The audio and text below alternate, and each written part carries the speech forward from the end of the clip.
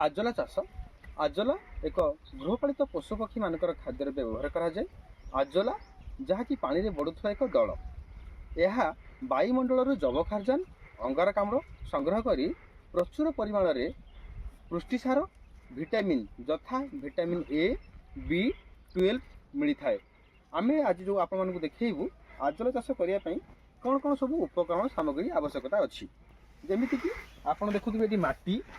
गोबर एवं super phosphate सार एवं आजला विहन। प्रथमतः आपको टांकी तैयारी करा पड़ो जहाँकि आप टांकी किपर तैयारी करेंगे आपण पाखे जहाँ सामग्री हो पार जमीक आप कौटी टांकी बा कुंड जदि अच्छी कुंडे करेंगे ना पॉलिथिन सहायता करेंगे एठी आम जो आपको देखा सीमेंट बा इटारे बा सीमेंट तैयारी होती आपंकर जी आवश्यकता अच्छी आजला से अनुसार आप टांकी तैयारी करेंगे। जदि आप अल्प आवश्यकता अच्छी छोटिया टांकी टे करेंगे ना भी आप प्रचुर परिमाण आवश्यकता रोचे आप बड़ करेंगे। प्रथमतः आपको जाना पड़ो जे टांकी आम तैयारी करवा केमिति जमीक कि आप लंबा चौड़ा जिते आप आवश्यकता अच्छी से करेंगे किंतु तार उच्चता हाइट 1 फुट हवा आवश्यकता अच्छी 1 फुट कलापर आपको जो माटी दरकार माटी आप जोटा आपंकर उर्वर जातीय माटी दोरसा माटी से माटी आपंकर 2 इंच उच्चतार आप माटी संपूर्ण टांकी भितर 2 इंच हाइट रे बा उच्चतार खेल देवे बिछे देवे तापर आप गोटे केजी रु 1.5 केजी मध्य कंचा गोबर से आप पानी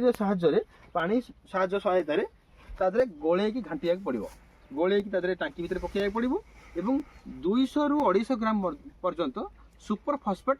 आमर सार आवश्यकता अच्छी टांकी मध्य दिज्व एवं पानी संपूर्ण फिलअप कर आपण 500 ग्राम आजला विहन से टांकी मध्य छाड़िया पड़ो। आसतु आम आपण प्राक्टिकल देखा आपण 2 इंच माटी दिखाई टांकी मध्य देखो आप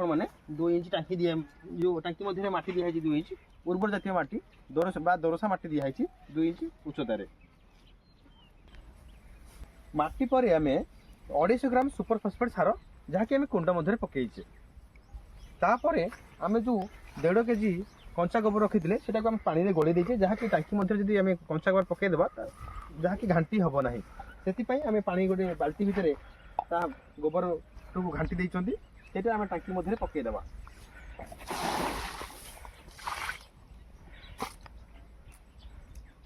तापर आम ये पानी संपूर्ण फुल करदबा तापर आम आजला छाड़िबा।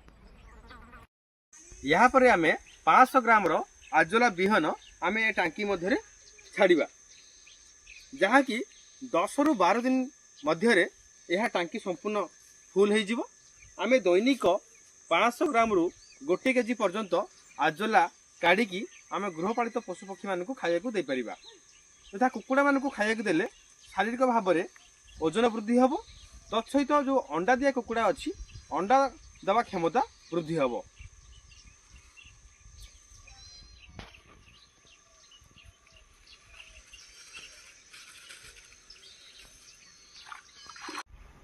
धन्यवाद, नमस्कार।